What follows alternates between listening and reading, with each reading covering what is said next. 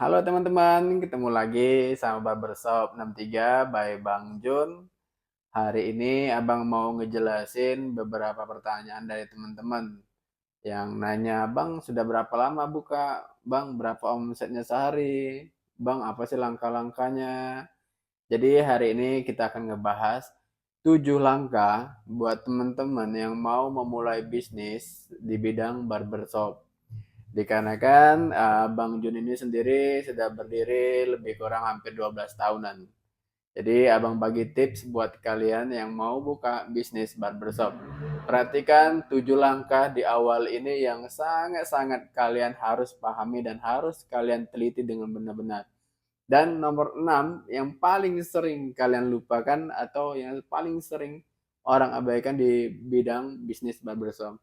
Oke, sebelum kita mulai bahas, sebelum kita mulai ngejawab, dibantu dulu guys. Dibantu komen, like, dan share-nya ya guys. Oke, langsung saja kita mulai. Yang pertama, pastikan finansial kalian siap itu minimal 3 sampai 6 bulan. Kalau bisa sampai 8 bulan. Finansial darurat atau finansial untuk menutupi masa-masa pertama kali kita merintis. Karena yang namanya merintis, kita butuh ide, kita butuh gagasan, kita butuh waktu yang ekstra banyak, dan yang pasti kita harus tahu apa trennya yang terbaru di bidangnya barbershop. Yang kedua, lokasi itu sangat penting teman-teman. Salah satu faktor yang paling penting. Tapi gimana sih solusinya supaya kita tahu lokasi itu bagus atau enggaknya? Kalau teman-teman pernah lihat itu di tahun berapa ya? Anak-anak ekonomi kalau nggak salah, anak-anak kuliah yang sering hitung angkot kalau lewat, mereka sering ada loh. Target market mereka tuh selalu kayak ngitung loh berapa banyak kendaraan yang lewat. Itu sebenarnya sangat bagus digunakan buat memulai atau baru merintis di bidang barbershop. Karena itu penting loh teman-teman.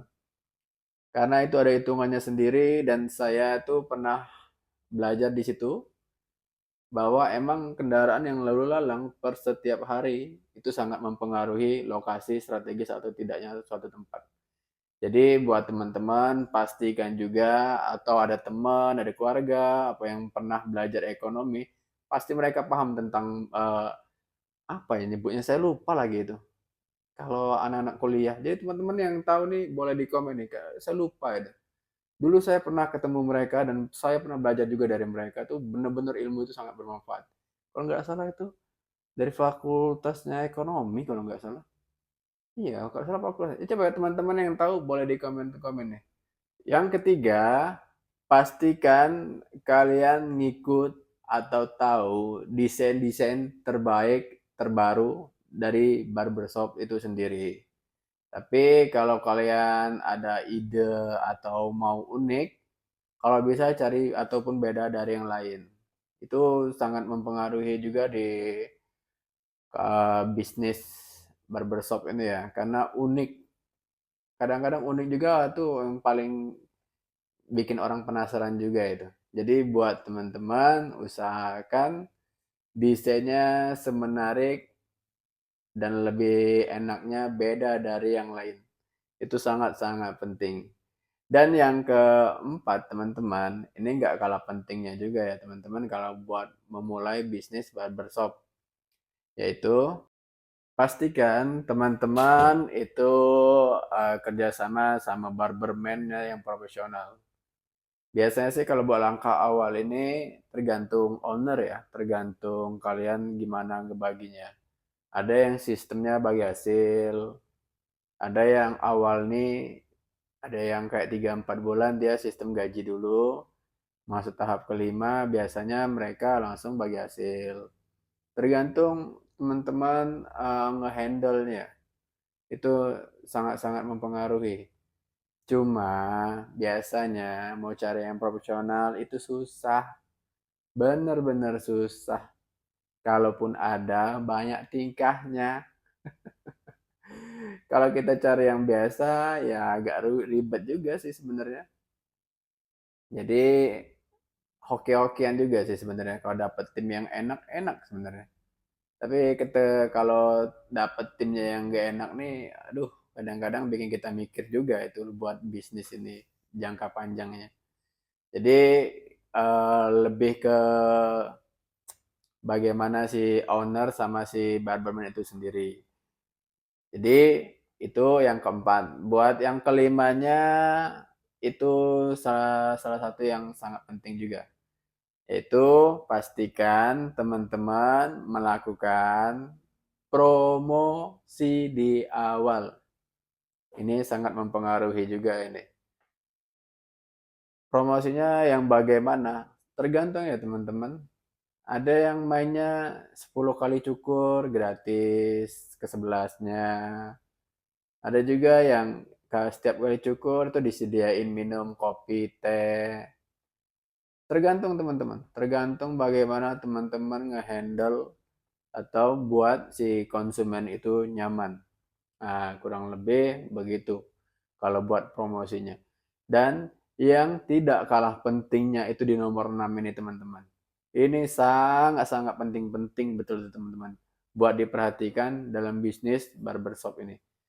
Yang keenam adalah etika dan adab kita terhadap konsumen pertama kali datang. Ini sangat benar-benar mempengaruhi guys.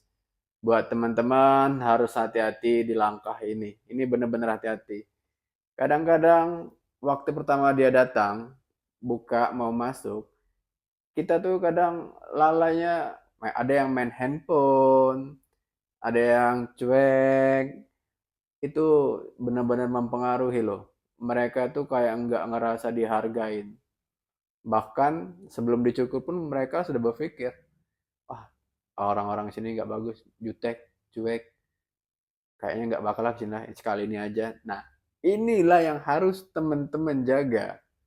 Jadi sebelum tamu tuh masuk, pastikan kondisi kita sudah berdiri dan senyum. Sangat mempengaruhi loh. Senyum itu sangat mempengaruhi mood. Jadi yang datangnya tadi awalnya kesel, marah, ataupun kerjaannya lagi nggak beres, ketika dia datang ke tempat kita sambut dengan senyum, ya bisa-bisa mengurangi rasa dongkolnya juga lah. Walaupun dia lagi kesel. Jadi teman-teman harus perhatikan betul-betul yang nomor 6 ini teman-teman. Ini sangat-sangat penting teman-teman. Apalagi yang buat baru pertama kali merintis di bidang barbershop. Jadi buat teman-teman harus diperhatikan ya. Ini sangat-sangat penting teman-teman. Benar-benar penting. Jadi kalau buat bisnis barbershop kalian mau maju, bisa sampai bertahan sampai belasan tahun seperti Bang Jun ini, kalian harus jaga etika itu. Benar-benar dijaga. Ya kadang-kadang kita pun kesel ya, dongkol, capek, cuma nggak bisa. Mereka tamu tetap raja. Tapi ada juga raja yang ngerjain kita juga. Kalau mereka ngerjain kita kerjain balik gitu guys. Oke teman-teman, perhatikan betul-betul nomor 6 ini. Ini nomor 6 sangat penting. Jadi buat teman-teman yang mau baru mulai bisnis, ini sangat penting. Perhatikan baik-baik. Dan yang terakhir teman-teman, itu selalu kasih solusi buat si konsumen. Dengan catatan ya teman-teman, dengan catatan. Kalau dia datang, duduk, dia yang minta, Bang, ini gimana sih bagusnya? Baru kita kasih solusi. Tapi waktu dia duduk, dia langsung bilang, Bang, tolong dong dibikin di tublok aja. Sudah, nggak usah banyak tanya, ikutin, turutin aja maunya apa. Kecuali dia yang meminta. Kayak mana bang kira-kira bang tublok? Ah, baru kita masuk. Di situ tingkat profesionalitas kita pun diuji. Apakah tublok itu cocok di face dia ataukah enggak. Nah, di situ teman-teman harus kolaborasi sama ide dan bagaimana teman-teman buat meyakinkan dia bahwa teman-teman tuh emang bener-bener barberman handal atau barberman yang bisa dihandalkan untuk kedepannya. Jadi perhatikan baik-baik teman-teman. Apa maunya tamu, apa kendaknya tamu, itu teman-teman harus perhatikan betul-betul. Ya, walaupun kadang-kadang ada tamu yang rese. Banyak juga yang rese. Kalau saya pribadi ya teman-teman. Kalau ketemu yang rese ya nggak payah. Tetap dikerjain secara profesionalitas dengan secepat-cepat mungkin. Rapi kan? Kerja kan? Karena tugas kita ya kayak gitu, ngerapikan mereka. Walaupun kita kadang ngedongkol sih, kesel sih, ya nggak bisa. Itu ya aset kita mau ke depannya. Oke teman-teman, itu 7 langkah buat memulai bisnis. Khusus, ini ingat teman-teman, ini khusus buat owner-owner yang tidak mengerti atau yang tidak bisa bekerja di bidang barbershop. Ini cuma kisi-kisi langkahnya aja yang nggak bisa dikerja di bidang barbershop. Kenapa bisa dibilang nggak bisa? Kebanyakan owner nih cuma modal uang, modal tempat, tapi dia nggak bisa nyukur. Nah ini yang kita buat, untuk orang-orang seperti ini, untuk owner-owner yang seperti ini.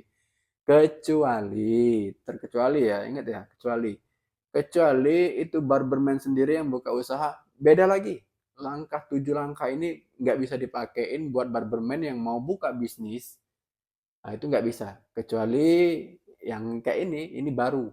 Baru ataupun yang nggak ngerti, ataupun yang cuma modal uangnya aja, ataupun yang cuma modal investnya aja. Nah, ini langkah 7 awal yang paling penting buat yang mau invest ataupun cuma modal uangnya aja. Beda lagi nih kalau buat yang barberman, nanti kita jelasin di tahap selanjutnya ya guys. Oke, semoga ini bermanfaat buat teman-teman. Ilmu ini saya bagi kurang lebih 15 tahun dan saya kerja di bidang barbershop ini. Belum nyampe sih 15. Belum nyampe 15. Belum nyampe 15 tahun. Ya kurang lebih lah sudah di atas 10 tahun lah teman-teman. Jadi buat siapa tahu ini bisa bermanfaat buat teman-teman yang cuma modalnya dananya aja, cuma modal uang, cuma modal tempat. Ini 7 langkah yang harus teman-teman perhatiin. Beda ya teman-teman, perhatikan teman-teman ya, sekali lagi ya teman-teman. Beda sama yang sudah di barber baru mau buka ataupun yang sudah kerja di barber baru mau buka sendiri. Ini beda, langkahnya bukan seperti ini. Ini langkah khusus buat pebisnis, pengusaha yang cuma modal ruang, tempat, ataupun dia cuma modal kuat di dananya aja. Oke teman-teman, semoga ini menjawab, semoga ini membantu teman-teman yang mau buka bisnis barbershop. Lebih diperhatikan lagi, bagi teman-teman yang kurang paham, kurang mengerti, boleh di komennya aja di komentar di video ini ya. Oke teman-teman, terima kasih. Sampai jumpa, ketemu lagi kita.